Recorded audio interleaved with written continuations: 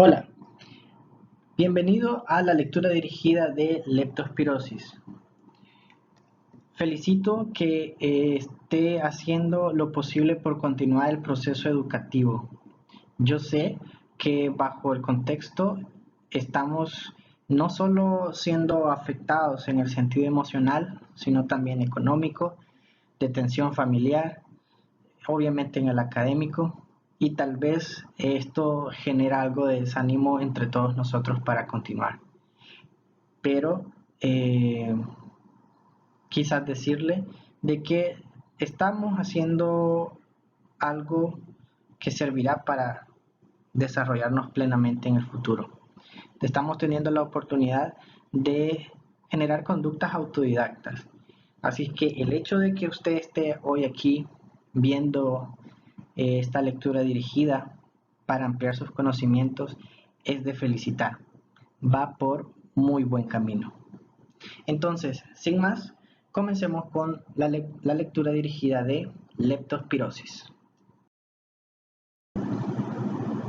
¿Qué es la leptospirosis? Bueno, la leptospirosis es una enfermedad febril producida por la bacteria Spirocheta Leptospira interrogans. Afecta no solo a humanos, sino que a un amplio rango de animales, dentro de estos mamíferos, aves, anfibios y reptiles, que desde el momento en que mencionamos qué animales son los que albergan a esta bacteria, pues también nos indican parte de su reservorio o los ambientes en donde vamos a encontrar a esta bacteria. La leptospirosis es una enfermedad producida por esta bacteria y está presente en la orina de estos animales que hemos mencionado o en sus secreciones, ¿okay? Como roedores, perros, vacas, cerdos, caballos y otros animales silvestres. Y pues es precisamente a través de esta orina que se puede tener acceso a la bacteria. Dentro del proceso fisiopatológico que lleva a cabo la bacteria, pues implica albergarse en los riñones y de ahí que aparezca en la orina de estos animales. Y si nosotros tenemos una laceración o esta orina que está contaminando alguna otra sustancia o elemento tiene contacto con nuestras mucosas, entonces se va a dar lugar a la transmisión de la bacteria. Entonces, expliquemos un poco más a profundidad cómo se transmite. El contagio se produce por el contacto directo con la orina del animal infectado o con agua y ambientes contaminados con dicha orina, o sea, una contaminación indirecta con el agente patógeno.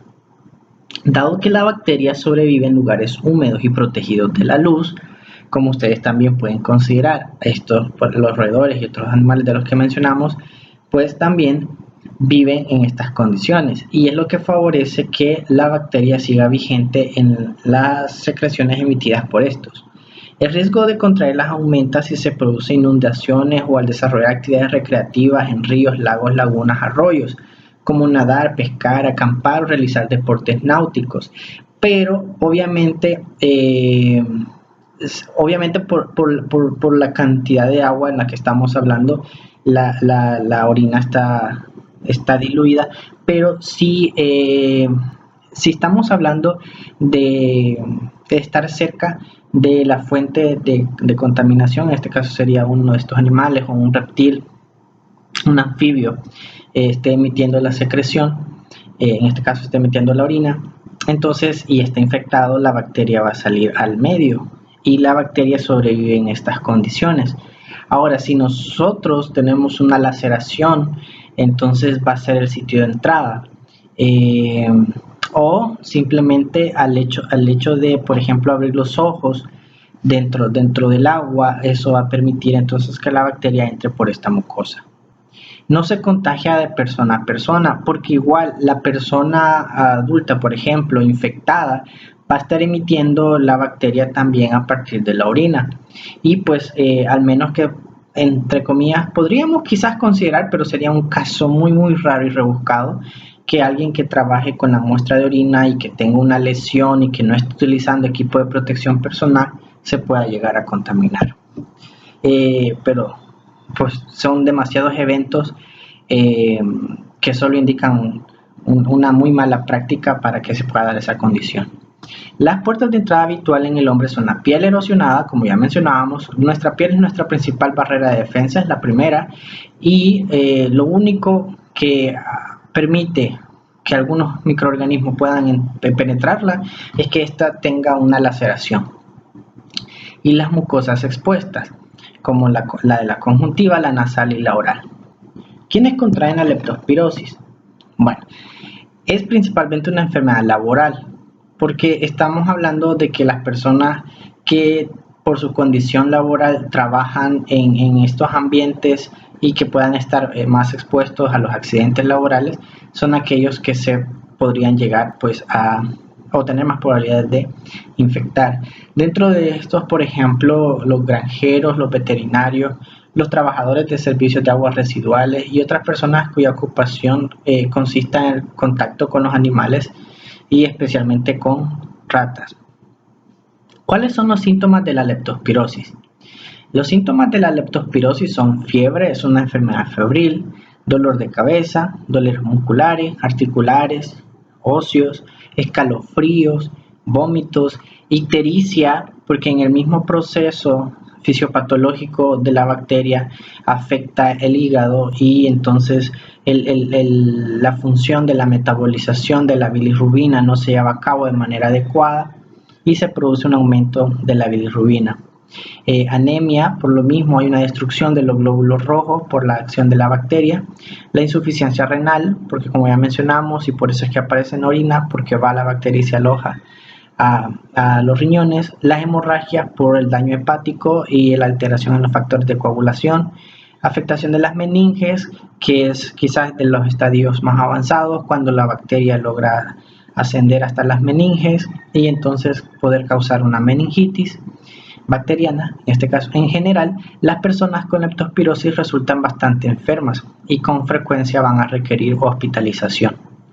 ¿Cuánto después de la exposición surgen los síntomas? Es decir, ¿cuál es el periodo de incubación? Este es aproximadamente de 10 días, pero puede oscilar entre 4 y 19 días. Ya sabemos que los periodos de incubación son variables por diferentes factores.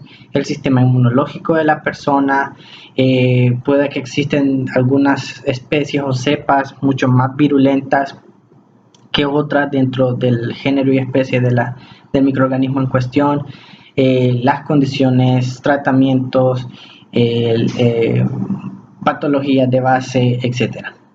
¿Cómo se diagnostica la leptospirosis? Bueno, se diagnostica a través de análisis de sangre. En este lo que se busca es la presencia de anticuerpos IgM ante leptospira, es decir, los anticuerpos de fase aguda presentes en el paciente sintomático y que cumple los criterios de un caso sospechoso.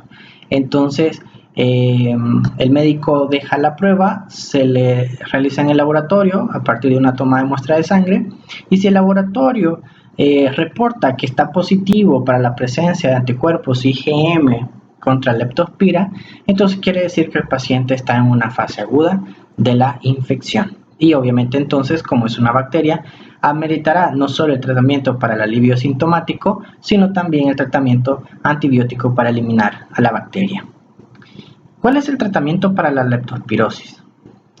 Los antibióticos de elección son la penicilina, la streptomicina, la tetraciclina y la eritromicina, porque las bacterias leptospiras son de morfología de espiral, de ahí su nombre, y estas bacterias son gram negativas, entonces de ahí también el uso de estos antibióticos. En algunos casos pueden ser necesarios realizar la diálisis por la insuficiencia renal aguda que se pueda estar produciendo. Estos serían casos mucho más complicados. El tratamiento es más efectivo cuando es administrado a partir de la primera semana desde el inicio de los síntomas, porque estamos hablando que existe una menor cantidad de población bacteriana. Pero igual, el antibiótico siempre va a funcionar, solo que requerirá un poco más de tiempo. Dependiendo de la gravedad, puede ser oral o intravenoso. Evidentemente, en los casos más graves, deberá utilizarse de vía intravenosa para que sea pues, más rápida la acción.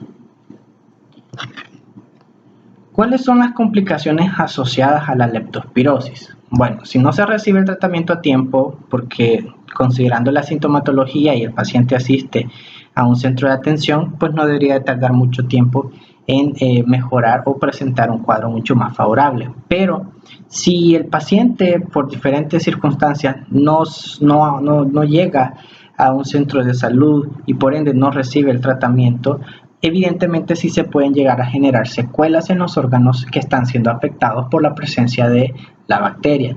Entonces sí se puede llegar a sufrir un daño renal permanente o en el caso de llegar a desarrollar la meningitis, todos los problemas que puede conllevar el hecho del desarrollo de una meningitis y o incluso la muerte por la afectación también al hígado y obviamente entonces que se pueden producir hemorragias, entre otros problemas. Así es que sí puede complicarse la enfermedad de la leptospirosis solo si el paciente pues obviamente no recibe el tratamiento en el tiempo adecuado o si de veras el tratamiento eh, no ha sido el mejor.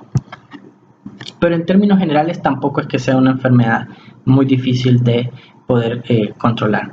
¿Cómo se puede prevenir? Bueno, si sabemos cómo se produce o cómo llega hasta nosotros, entonces las medidas profilácticas serían evitar precisamente todos esos contextos.